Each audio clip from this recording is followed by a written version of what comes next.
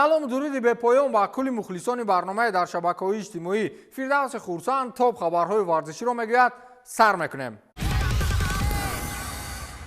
الکی مطمئنا گفته میتوانیم که محمد صلاح همچون فوتبالباز دستان یا خود لگند دسته لیورپول برای تاریخ به حساب میرود. گپ سر آن است که او در یک رویخط فعلا با پنجگانه وارد گردید که آنجا به قول شوخی ندارد. شما تصور کرده میتوانید که در پرمیر لیگ انگلیا کیها زمان بازی میکردند و کدام فوتبالبازان این مکتب بزرگ را به قول ختم کردند. خلاص در میان همین قدر فوتبالبازان مشهور تاریخ محمد صلاح پنجمین فوتبالباز به شمار میرود که با پیراهن یک دسته با زدن زیاده از 150 گل دست مییابد و شامل پنجگانه رویخط الیت پرمیر لیگ انگلیا میگردد. در این رویخط که نشر گردید فوتبالباز سابق دسته تاتنهام هری کین با 213 گل موقع اول را گرفته است. در جای دوم با 184 گل سرخیو آگوئرو با پیراهن منچستر سیتی میایستد. اشغال کننده جای سوم وین رونی با 183 گل میایستد و تری آنری در دسته آرسنال 175 گل زده بود که با این در موقع چهارم رویخط قرار دارد. محمد صلاح عیناً بعد آنری در موقع پنجم با 151 گل میایستد و نسبت دیگر فوتبالبازان رویخط حالا شانس دارد که این آمار را تغییر بدهد و موقع خود را استوار نماید. اما برای موقع اول را گرفتن او را میباید 62 گل دیگر بزند تا با هری کین برابر باشد. با اندیشه شما آیا صلاح میتواند با موقع اول رویخط رود؟ تشکیلات بین المللی آمار و تاریخ فدراسیون فوتبالی در آخر سال رده‌بندی بهترین نیمه حمایتگران هجومکار یا خود پلیمیکرهای بهترین جهان را در سال 2023 نشر کرد و مقام اول برای سیوم مرتبه نصیب نیمه حمایتگر دسته منچستر سیتی کوین دبروینه گردید. قبلا سالهای 2020 و 2021 نیز فوتبالباز بلگیایی عنوان بهترین پلیمیکر سال را نویل گردیده بود. همچنین در دهگانه رده‌بندی مذکور فوتبالبازان دیگر جای گرفتند که دبروینه با 180 گل در موقع اول و نابغه آرژانتینی لیونل مسی با 100 گل اشغال کننده موقع دوم است. فوتبالباز دیگر منچستر سیتی برناردو سیلوا با 70 گل در موقع سوم است و همینطور فوتبالبازان دیگر با ترتیب جایگیر شدند. جود بلینگهم از ریال نیز 70 گل دارد. مارتین ادگار، جمال موسیالا، تونی کروس، پدری از بارسلونا چیتا شده در این رویخط افتیده است. فدریکو والورده از ریال در موقع نهم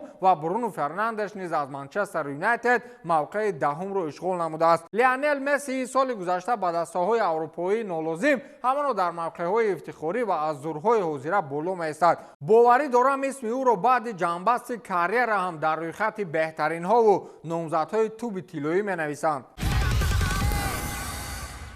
وین رونی را بعد فعالیت نه آنقدر طولانی از سمت سرمربیگی دسته بیرمنگهم آزاد کردند. روز یکم ژانویه دسته بیرمنگهم از لیدز با حساب 3-0 شکست خورد و روز دوم ژانویه رونی خبر استعفای خود را طریق شبکه‌های مجازی فهمید. با رونی دسته بیرمنگهم سست‌ترین دسته چمپیونشیپ بود و رونی برای نظر است که او را برمحل از وظیفه‌اش سبکدوش کردند. همین خیلی سرمربی را چه خیلی پیش نمیکنی تماشا کنید. ماه اکتبر وین رونی زمان سرمربی دسته بیرمنگهم شد که تیم مذکور در موقع ششم جدول چمپیونشیپ بود و در 15 بازی برگزار کردهش این دسته همگی 2 غلبه دارد و 13 بازی دیگر را با شکست و مساوی پس سر کرد که در یک مدت کوتاه از موقع ششم با موقع 20 چمپیونشیپ رفت. با آن منطقه رفت که دسته را محروم شوی از ادامه چمپیونشیپ تهدید میکرد. از این رو رهبریت باشگاه انگلیسی به خلاصه آمدند که وین رونی را از سمتش سبکدوش سازند. این دسته در مدت 2 ماه و در روزه خود 30 گل سر داده است که این آنتی رکورد در تاریخ دسته مذکور میباشد. چه خیلی همین گونه متخصص دسته را به دیویزیون سوم میبردگی را از وظیفه جواب نمیدهی.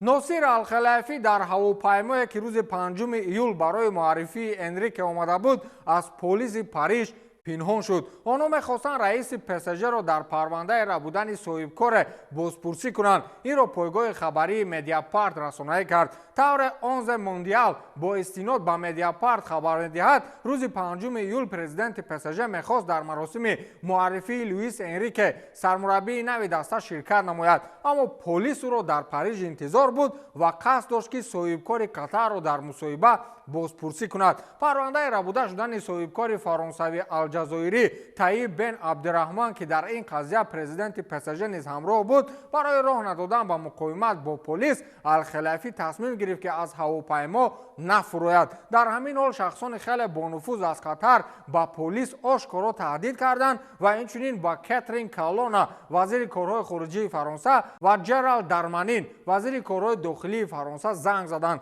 در نهایت الخلافی توانست به نشست مطبوعاتی 2.5 ساعت دیر برود. ماه ایول خبر داده شد که مفتش به هر حال الخلافی را در فرودگاه پیشواز گرفت و رهبر PSG اجازه داد که منزل او را بدون حضور شخصی جستجو کند، زیرا او به یک چهاربینی باشگاهی دیر مانده بود. گفته می شود که در رفت تفتیشات سودی یگان نشانداد ضد الخلافی پیدا نشد و پرزیدنت PSG از این بازی تاجران و سیاستمداران به زودی بیرون برآمد.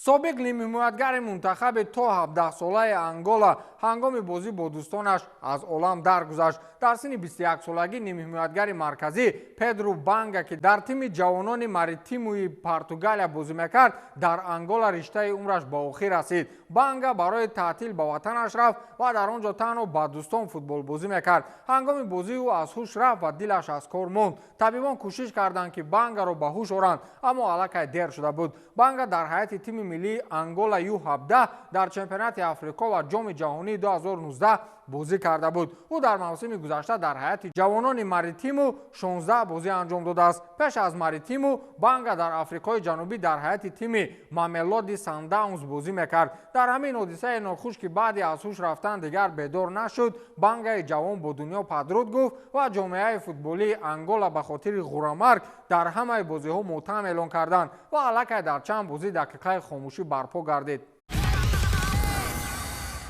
حملگر فرانسوی دسته الاتحاد شهر جده کریم بنزما احتمال ترک باشگاه عربستان سعودی نماید. در این باره تودو فیچارجز خبر داده است. طبق اطلاع منبع حملگر میتواند که به دسته لیون گزارش کند. قید کرده می شود که رهبریت باشگاه فرانسوی الکی در بالای گزارش کار کرده ایستادند. بنزما قبلا گفته بود که میخواهد فعالیت خود را در لیون انجام دهد. کریم بنزما تابستان سال 2023 به صفت آگنت آزاد به تیم الاتحاد عربستان سعودی گذشته بود. در موسم جاری فوتبال باز در هیئت الاتحاد در همه مسابقه‌های 11 بازی انجام داده، در آنها 6 گل و 3 پرتافت گل‌آور کرده است. بنزما با دسته الاتحاد تا تابستان سال 2026 قرارداد همکاری به تصویب رسانیده بود. نرخ تخمینی فوروارد طبق پورتال اینترنتی ترانسفرمارکت 25 میلیون یورو می باشد. با همین تمام تا دیدار نوبتی خیر.